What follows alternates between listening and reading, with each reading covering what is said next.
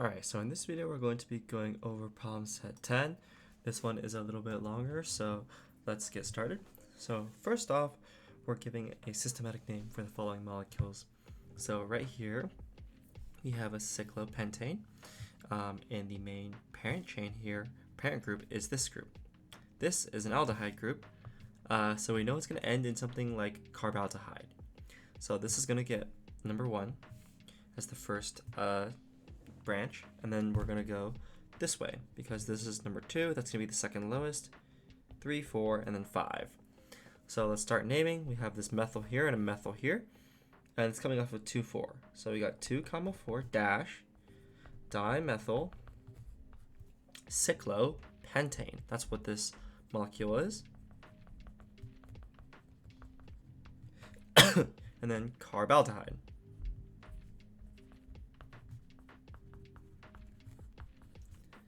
A lot of times, some people will say, for example, cyclopentaldehyde or something like that.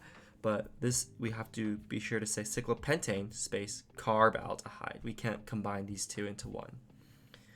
All right, next up, we have this straight chain molecule here. So let's find the longest parent chain first. 1, 2, 3, 4, 5, 6, 7, 8. So we have an octane of some sort. Now we need to find the highest priority group. And in this case, it's going to be these ketone groups here. So now we're stuck. We have the ketone. Do we name it going from a left to right designation or right to left designation? So in this case, we are going to name it in a left to right designation, because this is going to be 2, 3, 4, 5, 6, 7. So in this case, this is going to be how we're going to name it. So we have these alcohol groups, and we're going to name it as 3, 6 dash dihydroxy, and this is an octane. So octane, and we have 2 ketones here. So we have octane dash 2, 7 dash dione. Alright, so I just checked. I thought the naming designation would be different, but actually it's kind of the same going left and right, so it doesn't really matter which way you go for this guy. I miscounted. That's on me. So let's go with the third molecule now. Let's find the longest carbon parent chain.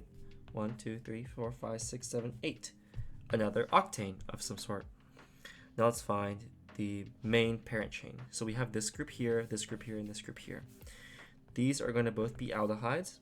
Remember, aldehydes are just going to be terminal carbonyl groups, while ketones are going to be kind of falling in the middle of the chain.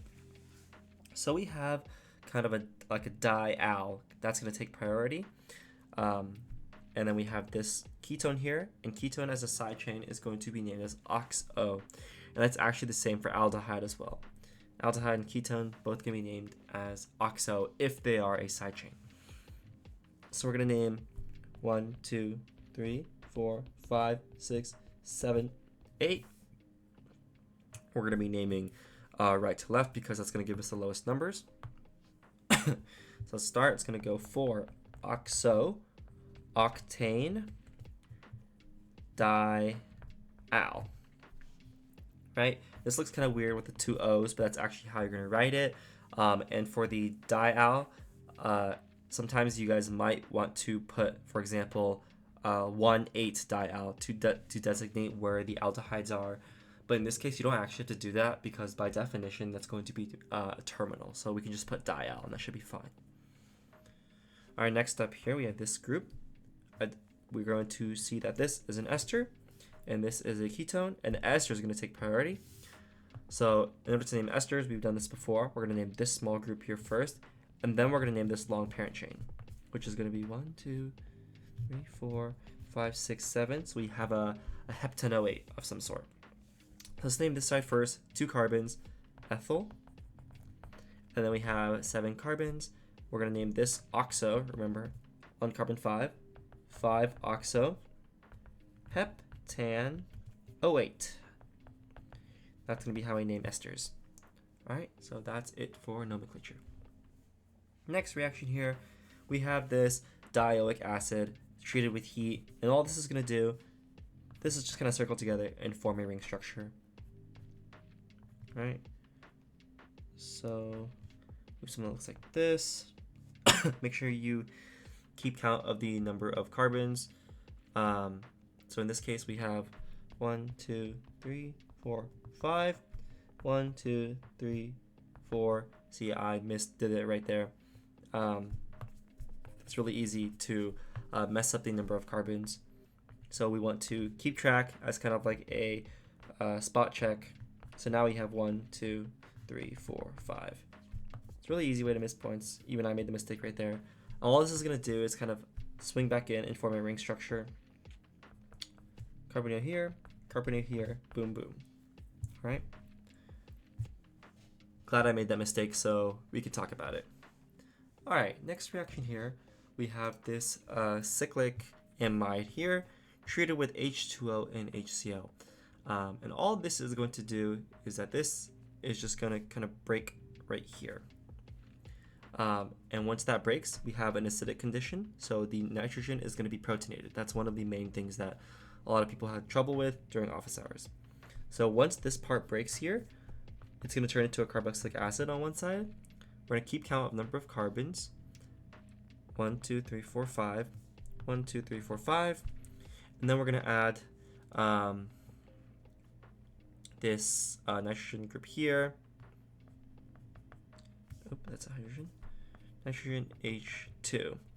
And remember, like I said here, this is going to be protonated because we have an acidic condition right here. All right. The next reaction right here, we have this this acyl chloride of some sort, and we're going to be treating it with ALH OTBU3. So this is going to be a reduction reaction pretty much. And all this is going to do is going to get rid of this chlorine and turn it into a hydrogen. A lot of these reagents seem kind of scary, but once we have enough practice, all it is, it's kind of pattern recognition and what works and what doesn't, and it actually is a lot simpler than it might seem if you understand the concepts. Next up here, we have LiLH4, H2O with this long chain here. So we need to know that there's two different types of reducing agents, a strong reducer and a weak reducer. The other weak reducer is a sodium borohydrate. In this case, this is a strong reducer. And it doesn't really matter what kind of groups, it's just kind of reduce everything. So we have 1, 2, 3, 4, 5 carbons here. All of these guys are going to get reduced. So this group reduced, this group reduced, this group reduced. This aldehyde, ketone, ester, all going to be reduced into alcohols. Very, very powerful reducing agent. It doesn't care. It's just going to kind of hit everything. Next up here, we have the same reagent, but we have a cyclic ester. In this case, this is just going to break, like we mentioned before, and just kind of reduce everything as well. Count the number of carbons. 1, 2, 3, 4, 5. 1, 2, 3, 4, 5. And the normal carboxylic acid and alcohol that would be here is just both going to be alcohols because of the strong reducing ability. All right. Next up, we have this reagent here with MgBr and this carbon group here. So these are our organometallic reactions, and these are really cool because it's how we add carbons to molecules. So in this case, we have XS, which literally just means excess. So we have this reagent in plentiful amounts. And what this is going to do, you can think of this reagent or this carbon kind of going ahead and sticking onto here. And if we stick it on there once, it's going to turn into, if we stick it on there twice, this is going to turn into an alcohol group. And it's important that you guys understand the arrow pushings and the charges behind this, how the bromine is really negative, magnesium is really positive. So this causes this carbon to be really negative, and kind of swing on and attack this really positive carbon here. If you understand that, this is going to be a whole lot easier. So the final product is going to look like this. All right. Next step here, we have a whole lot of steps, and it's really easy to get overwhelmed. But let's take things one step at a time. So let's do number 1 first. We have hydration reaction. We've done this in OChem 1. All right. Yes. So basically all this is going to do is it's going to add a alcohol group across the double bond. Boom. Step 1 done. Step 2, PCC. This is going to be weak oxidizing reagent. And because this is an oxidizing reagent, this OH is going to turn into a carbonyl group here. All right. So step 2 done. Step 3, we have this organometallic addition. This is kind of the Grignard stuff that we're doing before. And like we said, this whole group is just kind of going to add right here. So this is going to turn into this. Let me see if I can draw this out. Like this. This is going to stay unprotonated because we don't have any acids just yet. That's going to be the next step. All right, and the next step, we have water floating around. So this is just going to be the exact same thing, but in a protonated form. Go ahead and just paste that. I don't want to draw that out. Organic chemistry is like just drawing shapes. And there we go. That's going to be the final product here. All right, so the last reaction on this page, we have Mg and dry ether. So whenever you see Mg and dry ether, you can kind of expect that you're kind of forming the stuff that we were using before with the MgBRs. That's how we form this reagent. And all this is going to do is just going to stick itself in between the bromine. So let's take it one step at a time. That's going to form this reaction, or this reagent right here. Then we have benzaldehyde. We're going to have to know the structure. That is just something we're just going to have to know. And it's going to look like this. All right, so now we're adding this group with benzaldehyde. So you can kind of see where we're going to go here. This set of carbons here is just going to kind of add right here. So number 2, we're going to have, I'm just going to write pH just for easier, phenyl, because I am lazy. Have a minus here, and pH. You can totally write on pH as well if you want to. And last step here, kind of similar from before, water. It's just going to be the exact same thing, but protonated. Sweet. All right, let's move on to the last page. This is a mechanism acid catalyzed hydrolysis of a lactone. A lactone is just a cyclic ester. We're going to be acid catalyzing hydrolyzing this. So we're going to be breaking this apart. We've done this a whole bunch of times. So let's start out with the mechanism. What's going to start off is the carbonyl carbon, the lone pairs there. We're going to swing over here, attack this hydrogen, and this double bond is going to come back and go into the oxygen right there. First step. And we see, sure enough, this is the product that's going to be made. All right, next step, we have to go from this molecule to this molecule.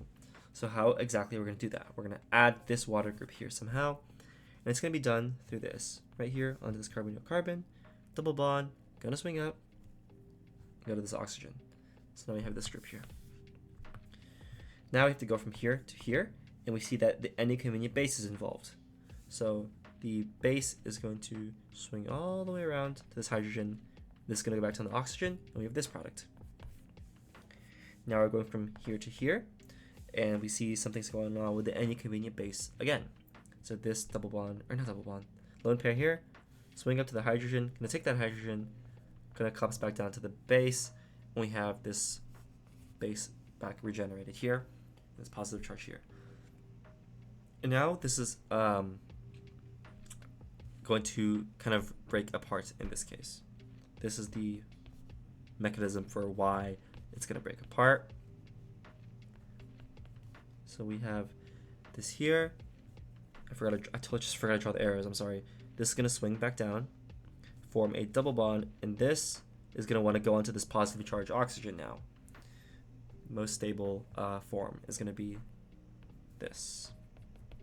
Positive charge here, like this. All right, and now the final product, base, going to come here, take the hydrogen, collapse back down right there. Alcohol, like this, boom, boom, boom, boom. and we have this carboxylic acid as the final product.